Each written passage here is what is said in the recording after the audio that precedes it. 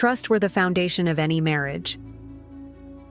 That's why when I married Daniel 5 years ago, I thought we were building something strong, something unbreakable. He was charming, responsible, and always spoke about us as a team. We both worked hard, but I handled most of our financial planning. I had no problem managing our shared expenses, setting aside savings and making sure we had a safety net. Daniel, on the other hand, was more carefree. He wasn't reckless, just not as invested in the details. At first, everything seemed fine. We split household expenses, had a joint account for shared bills, and kept separate personal accounts for our own spending. It was a system that worked until I noticed something was off. It started subtly small. Unexplained withdrawals from our joint account. Odd charges labeled as consulting or personal loan that didn't match any of our usual transactions. At first, I brushed it off. Married couples share money.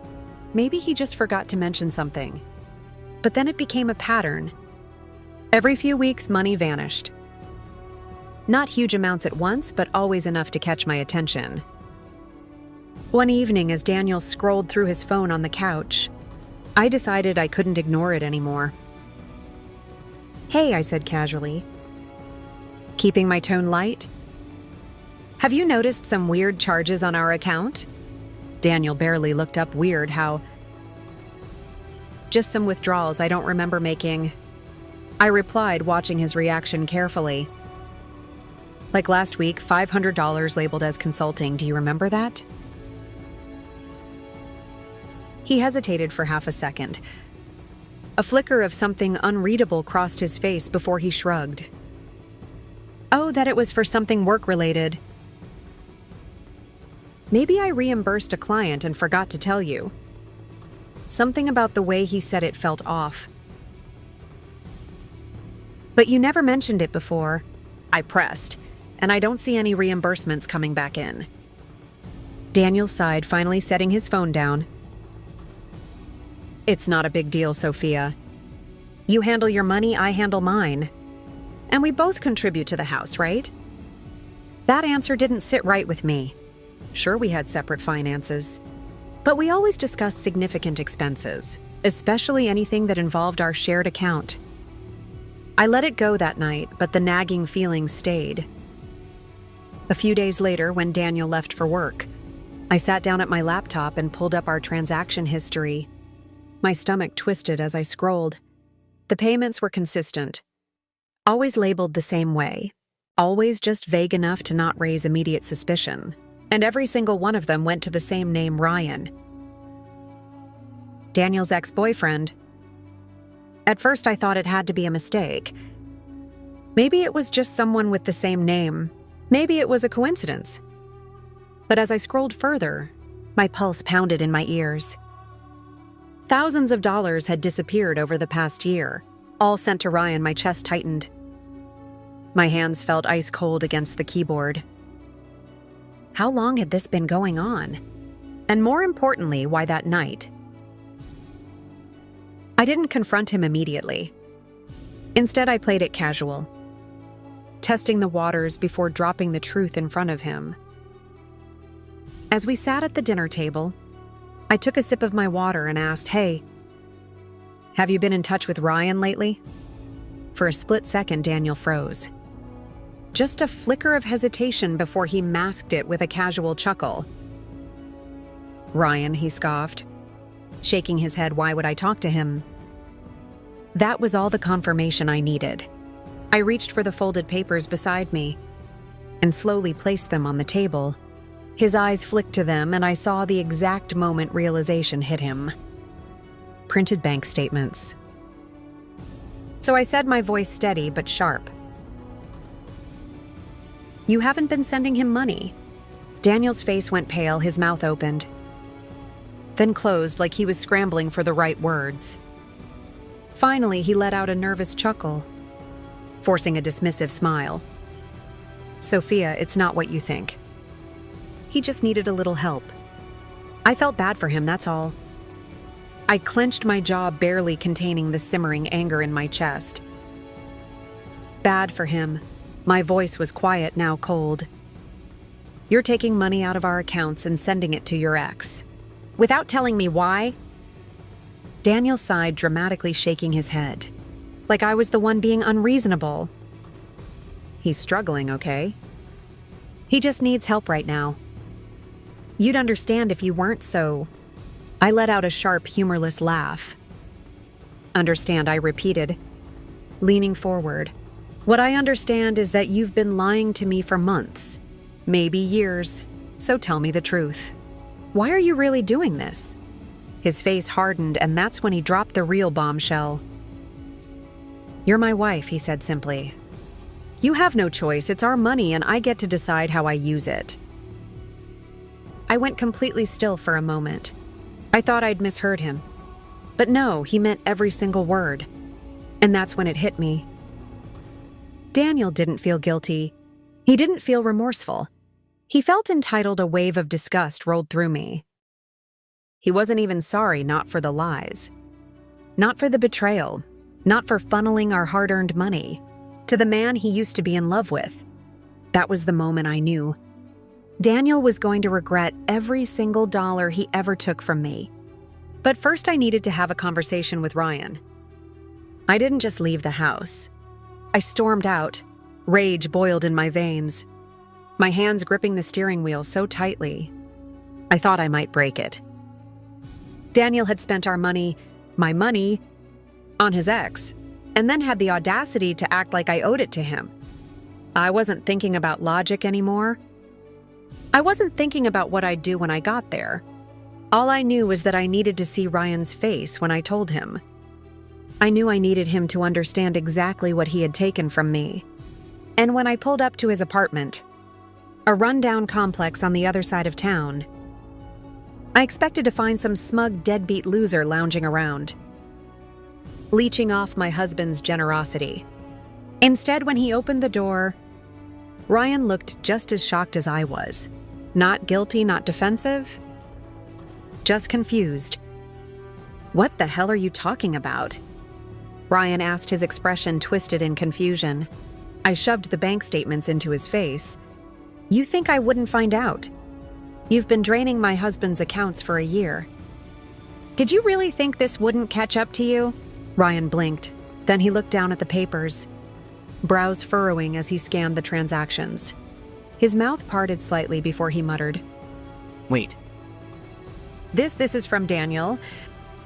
He looked genuinely surprised, and that only pissed me off more. Don't play dumb, I snapped. My fist clenched at my sides. He's been sending you thousands. You've been using him like an ATM? Ryan let out a bitter laugh, shaking his head. I didn't ask for this money, he muttered. I froze what Ryan sighed, stepping back into his apartment, leaving the door open, a silent invitation. Against my better judgment, I followed. Read, he said, handing me his phone. And as my eyes scanned the messages, my stomach twisted with a sickening realization. Daniel hadn't just given Ryan money, he had begged him to take it. And that was only the beginning.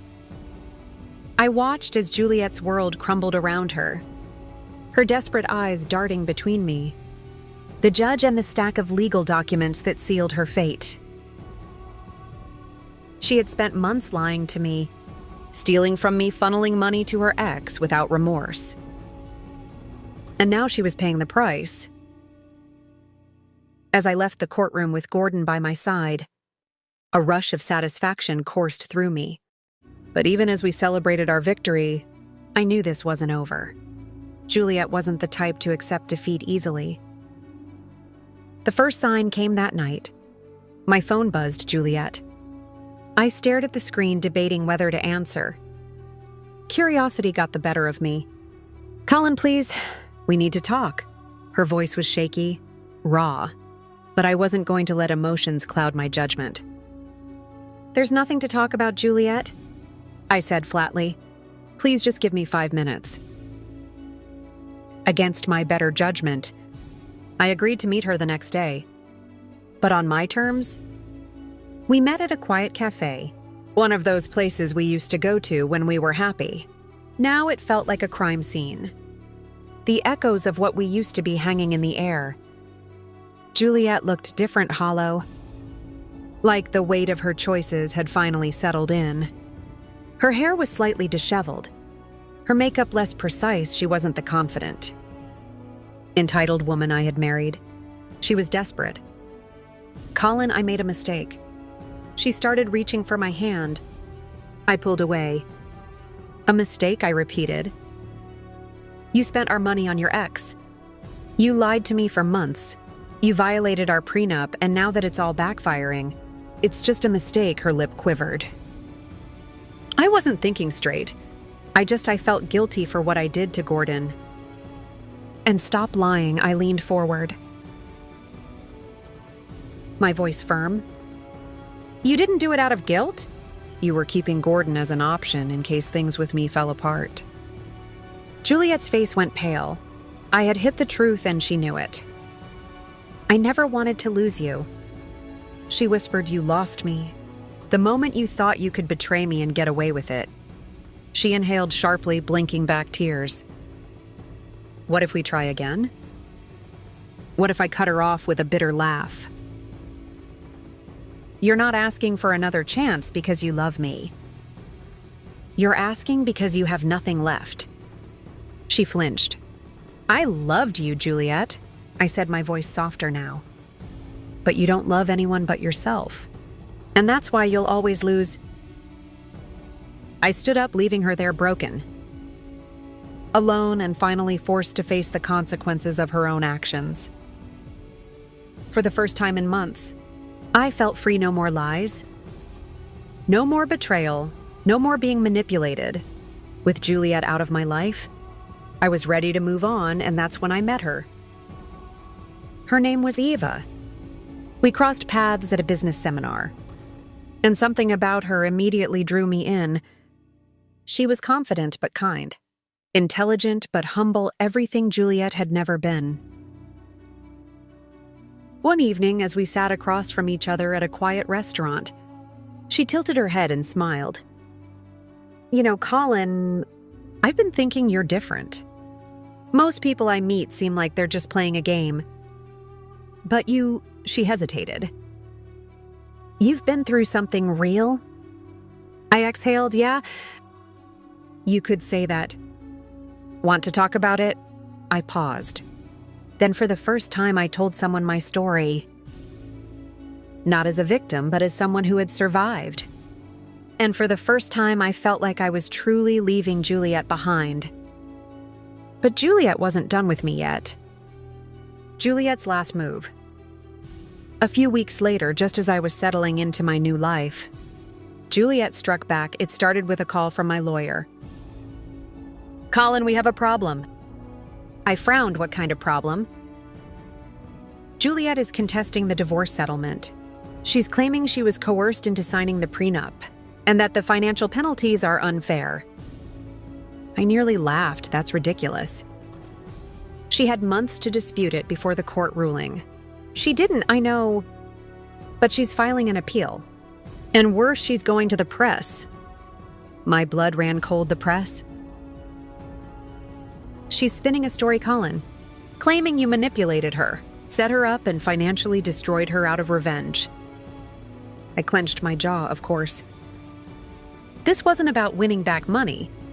Juliet wanted to ruin me publicly, to paint herself as the victim and me as the cold, calculated villain. I had taken everything from her. Now she was trying to take my reputation. But I wasn't about to let her win. Instead of reacting in anger, I did something smarter. I gathered evidence. Screenshots of our conversations. Bank records showing how she had willingly funneled money to Gordon. The legal documents she had signed without coercion. I wasn't going to fight this battle in the courtroom.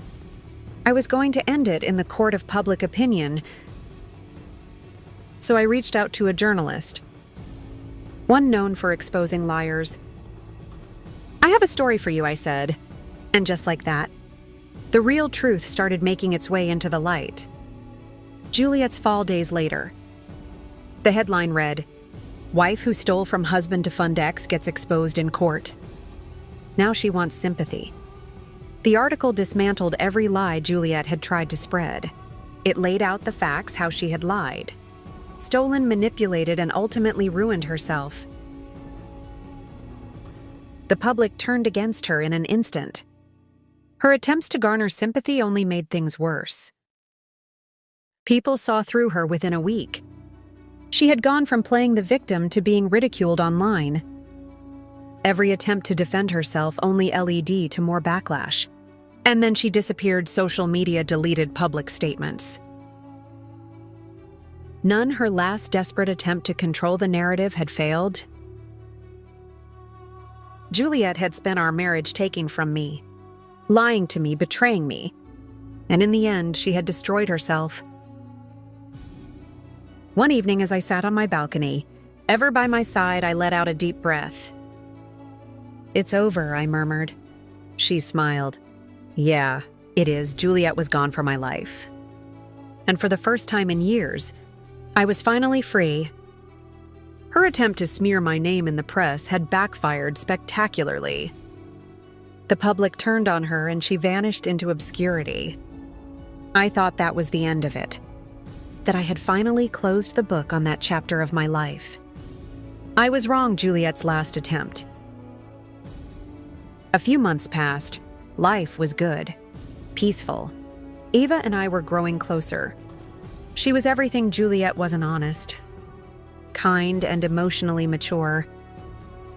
We weren't rushing into anything, but for the first time in years, I felt what real love was supposed to be. Then one evening, just as I was about to leave work, my phone buzzed. Unknown number. I almost ignored it, but something in my gut told me to answer. "Hello." Silence, then Juliet's voice. "Colin, please don't hang up." I gripped the phone tighter. Of course it was her. "What do you want, Juliet?" I asked, keeping my tone even. "I need to see you just once, please." I exhaled. "We have nothing to talk about." "It's important," she insisted. I have something to tell you." I wanted to refuse. I should have refused. But curiosity got the better of me. "Fine, one conversation." That's it. We met at a small coffee shop. Not our old spots. Not anywhere that held memories. Just neutral ground when she walked in. I almost didn't recognize her. Juliet was always put together. Hair perfect, makeup, flawless clothes designer. But now she looked exhausted. Worn down, like life had chewed her up and spat her out. I didn't feel bad for her. She had done this to herself. She sat across from me, hands wrapped around a coffee cup, avoiding my gaze. "Say what you need to say, Juliet," I said flatly. She swallowed hard. "I messed up." I raised an eyebrow. "That's not news." Her lip quivered. But she pushed forward. "After everything, I thought I could start over. But no one trusts me. No one believes me. I've lost everything, Colin. My reputation, my friends, my future. Again, not my problem." She flinched. I wanted to say, "I'm sorry," she whispered. "I know it doesn't change anything. But I needed you to know that for the first time." There was no manipulation in her voice. No fake tears, just regret. But I couldn't let that change anything. "I appreciate the apology," I said, "but I can't forgive you. Not because I hate you, but because I've moved on." Juliet looked down. I understand for the first time. She truly did. I stood up, placing a few bills on the table. "Goodbye, Juliet." She didn't stop me. She just sat there staring into her coffee as I walked away. That was the last time I saw Juliet. Word spread that she left the city soon after, vanished. Some said she moved back to her hometown. Others claimed she tried to rebuild her life somewhere new. I didn't care. She was out of my life for good. And as I sat on the beach one evening, Eva's hand in mine, watching the sunset, I finally felt free. I had lost Juliet, But in the end, I had gained everything.